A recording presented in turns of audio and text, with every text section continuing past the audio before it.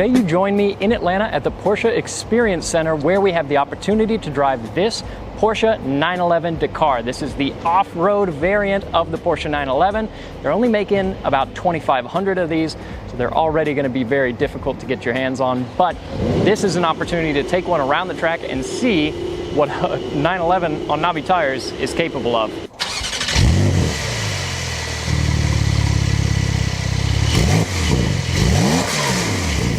It's surprising how this car, even though it is lifted and it is on knobby tires, it doesn't feel like an off-roader around the track. It still feels like a 911 around the track. And braking at the top, looking at the tall grass, that's always my number one thing, especially body roll. People are expecting us to be leaning over and flopping around, but they're like, oh man, this feels really solid. And yeah, I definitely agree. We're not even in sport suspension yet. So, good. As far as lap time on this goes, compared to just a regular Carrera 4 GTS, inside, what would you say is the difference around this track? So we don't time anything around here, but if I had to say, like, just on paper, compared to like a 4 GTS, maybe 2 or 3 seconds. So the 0 to 60 on this car is 0.1 off of a regular 4 GTS, right? And that's only because of tires.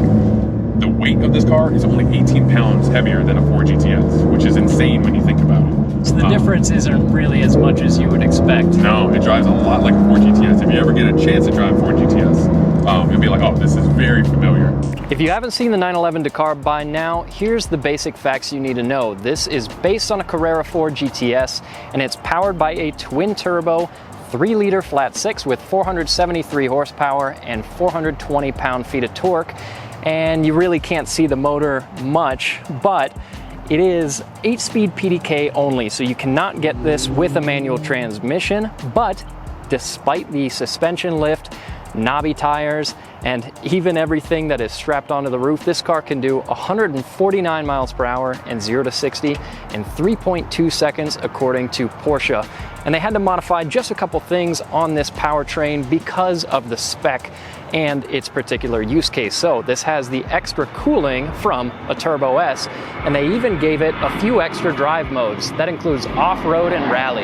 Now the suspension, if you can't tell, is lifted 2 inches to give you 6.3 inches of clearance underneath, and you can bring it up an extra 1.2 inches or so from there for about 7.5 inches of clearance total. And the car runs these special Pirelli Scorpion tires that have pretty knobby tread blocks. The 911 Dakar also gets special bumpers with toe points, and you've got some skid plates as well as these semi-rock slider panels that are underneath your door on each side. Despite all the extra goodies like this roof rack, the 911 Dakar weighs almost the same as a regular Carrera 4 GTS. That's thanks in part to this fixed rear wing.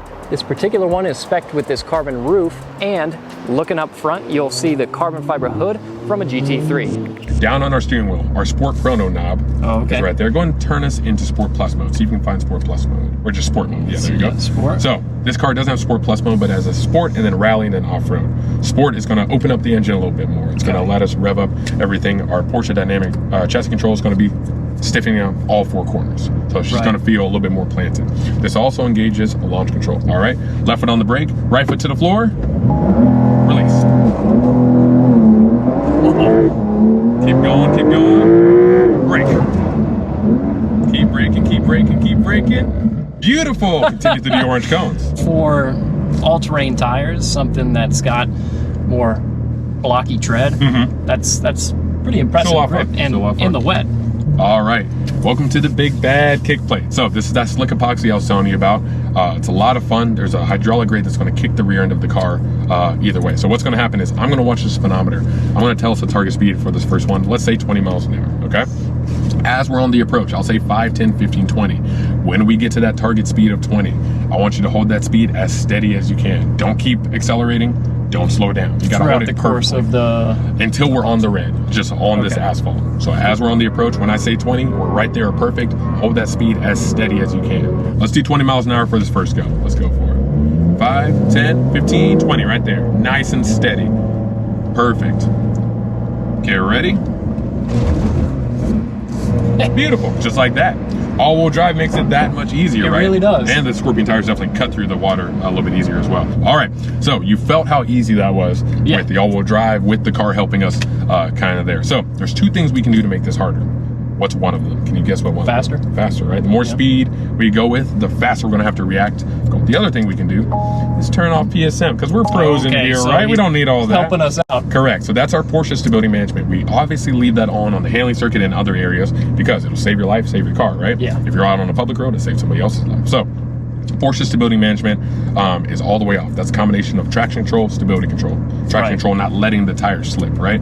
Stability control, not letting the car get too out of whack as far as angle goes, trying to keep us going in a straight line using the brakes. So now that's off. So it's going to be on you this time. Again, we're all-wheel drive, so this is a lot simpler than if we came out here in like a 718 or something. Right. So let's just see how much of a difference this makes with a little bit more speed as well. I'll watch our speed. Yeah, so no stability control, but Correct. Are we still going to do 20 miles per hour on this run? Yeah, we'll do around 22, 23. Okay. Yeah, cool. we'll bump it up a little bit because that last one was way too easy for you. You gotta have a little bit of fun. All right, let's go around 23, 24. Go for it. 5, 10, 15, right there. Nice and steady. Good. Get ready. Beautiful. Still super easy, right? And that's with all the assists off. That's how stable this car is. The all-wheel drive is a cheat code on something like the kick plate. Inside of the 911 Dakar, it's a pretty standard 911 interior, which is not a bad thing by any means because these cars are beautiful on the outside and it's the same on the inside.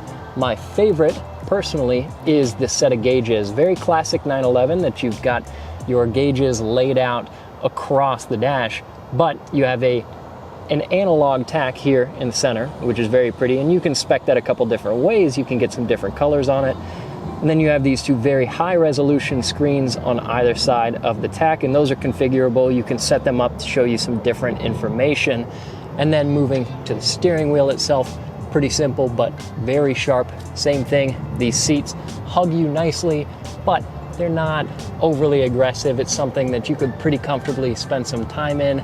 But really the biggest difference here with the Dakar versus any other 911 is going to be that badge there on the dash. You can see this is number 332 out of 2,500. So you actually get a specifically numbered plate to tell you which vehicle yours is in the production run. You've also got a few different buttons here for your suspension height, for your exhaust, for your suspension settings, and of course for your traction control off. And these buttons all feel fantastic, and it's really cool that you get some of that off-road technology. They also shed weight by getting rid of the rear seats, and typically these Dakars have carbon fiber buckets, but this particular model has these power seats that also give you heating, which is a nice thing to have. Now, the most obvious difference on this car from a distance is this roof rack, and this one is fitted with a bunch of accessories, including these jerry cans, traction boards, this bag. You've got quite a bit of stuff up here, which is pretty interesting to see on a 911. And this roof rack also has lights that are built into it, which is all really cool, but possibly the most interesting option on this car that you can get is a rooftop tent that you can fit to this car so you can take your 911 camping. All right, welcome to our low friction circle. This is where we have that polished concrete. It's a lot of fun. We can talk a little bit more about oversteer. This has been newly resurfaced for the first time since this place opened, so it's very slick. Put us into rally mode. Okay. So this is kind of a halfway point. All right, so it's going to be less intervention in that sport mode, but still she's going to be there. Go for it. Try it out.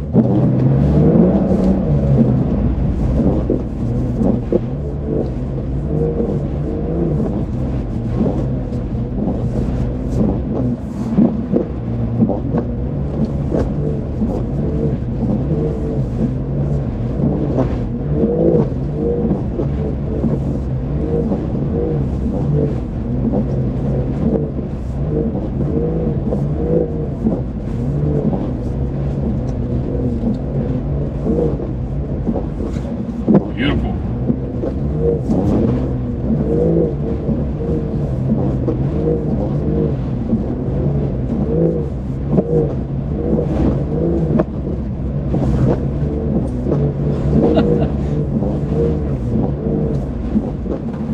That's a lot of fun. A lot of fun, right? Now Porsche is only making 2,500 of these 911 Dakars, so chances are, even if you've got $222,000 base to spend on one of these, it's not going to be easy to find, and that's assuming you could get one as sticker. If $222,000 plus whatever potential markup there might be isn't enough for you, you can also get a rally design package that's around $30,000, and it gives this a whole race livery. But if it were up to me, not that it is because I don't have anywhere near this kind of money, but if it were up to me, something like this bright blue with white wheels looks fantastic. Kind of hard to go wrong. So let me know what you all think in the comments below. This has been an unbelievable day, and for our line of work, that's saying something. So we get to do a lot of cool stuff. This is right up there with the best of it all. So again, let me know what you think in the comments below. Catch you in the next video.